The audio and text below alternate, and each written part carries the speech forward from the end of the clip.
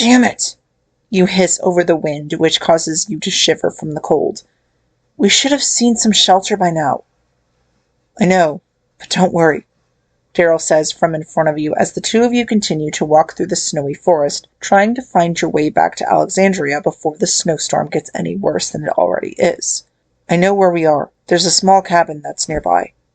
All right, I'll follow you then, you say. Daryl nods in reply, telling you to follow him, leading you to the cabin that he'd mentioned. About 20 minutes pass, and you and Daryl enter a small clearing where a little run-down cabin sits in the middle, an abandoned Mustang and what used to be the driveway in front of it. Here we are, Daryl says. Yeah, you smile. And it's good timing, too, you state while looking up at the sky, seeing how dark the clouds have gotten. The clouds are getting darker now, so the storm's about to get a lot worse and will most likely turn into a full-on blizzard. Yeah, Daryl nods before his eyes widen at something behind you. You're about to ask what's wrong before you hear the all-too-familiar sounds of walkers growling. You let out a huff before turning around, seeing that there's 10 walkers stumbling towards you and Daryl. Come on, let's get inside, Daryl urges as he starts walking towards the cabin. Right, you nod in agreement, following him. The two of you get on the porch of the cabin, ready to enter and take shelter from the oncoming storm. Daryl turns to you as he finishes positioning his crossbow. You ready?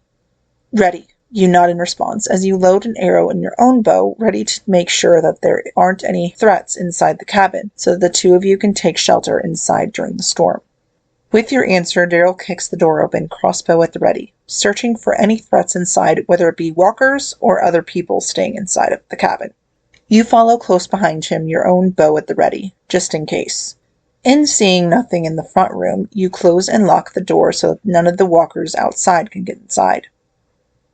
It doesn't take you and Daryl long to check the whole cabin, seeing that it is indeed abandoned.